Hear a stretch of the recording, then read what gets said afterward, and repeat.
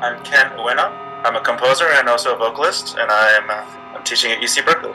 My name's Danny Clay. I'm a composer, graduated from the San Francisco Conservatory, and now I teach private lessons and at elementary schools. Hi, this is Nick Vasallo. I'm an assistant professor at Cal Poly Pomona. I'm Jen Wang. I'm a composer and I'm a grad student at UC Berkeley. My name is Nick Benevides. I'm a composer, performer, and concert presenter. I got my degree at the Conservatory of Music here in San Francisco, and I serve as the director for the Guerrilla Composers Guild. Hi, my name is Ryan Ray, and I'm a graduate from Cal State East Bay. My name is Ursula Kwong-Brown. I'm a composition student at UC Berkeley. I come from New York originally. My background is also in neuroscience. It's going to be very energetic and loud. I often plan the macro structure and proportions because I think the pacing is one of the most important things. I think the secret is if the pacing's right, you can make a good piece out of almost any sounds. 3 bass drums. Iconically, three people up on stage kind of evokes like 3 wise men. My piece is called Periphery. It's extended ambient exploration of a sort of well-known hymn. You can't really tell that it's him, and I'm sort of putting it through all these sort of Cagean type of sound experiments.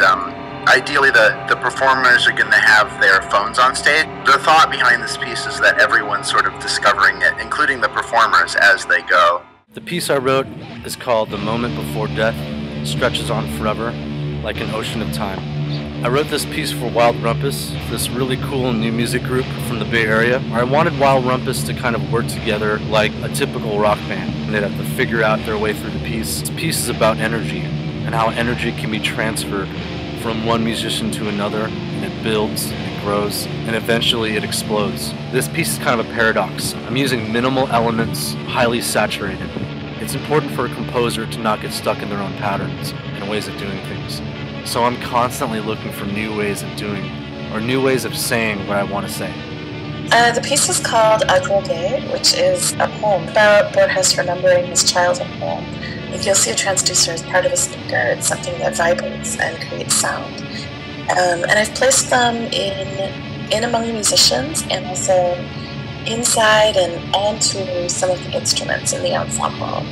Little fragments of sound coming from different areas where you're not really sure what's real and what isn't. And I love this idea of using them to transform objects that wouldn't normally be instruments into instruments. I've been working with 2 performers, Christy Kim and Katie Luo. They're sort of helping me direct the ensemble arm of the Gorillas. The piece is called None of Us Were Overly Concerned. I definitely am a tonal composer. I love harmony. I grew up as a jazz player, so there'll be harmony in there, but I like adding extended rhythmic elements, finding ways to really bring out some rhythm and some texture that wouldn't otherwise exist in like a lychee, for example. Emotional textures. I'll be the first to admit that I can be a little corny sometimes, and I love that. I'm totally okay with it, and I'm just going to go for it. I just love emotion. I love affecting people. So I've written a piece for the Living Earth show, which is electric guitar and percussion duo using looping pedals so that they'll be playing music and then it'll be looping over and over, and they'll create these dense layers to make them sound like a larger group, almost like 10 people playing at once. For me, I like to think of things rhythmically, think of grooves and fun patterns. Listen for the individual lines that are happening. The piece is called Sonnet XX, as in Sonnet 20, and I found this amusing, sonnet like kisses in text speak, inspired by poetry by Pablo Neruda. So when he was around 20, he wrote 20 love poems and a song of despair. When I was 20, I was reading this, and it inspired a lot of melodic motifs for me, so I would sing them, and then I would play them on the viola, and then I would sometimes put them aside and come back to them like a year later. And over the course of 7 years of playing this, I put this piece together, and I would say the thing that really held it together, because it's a lot of time to think about one thing, was this poetry.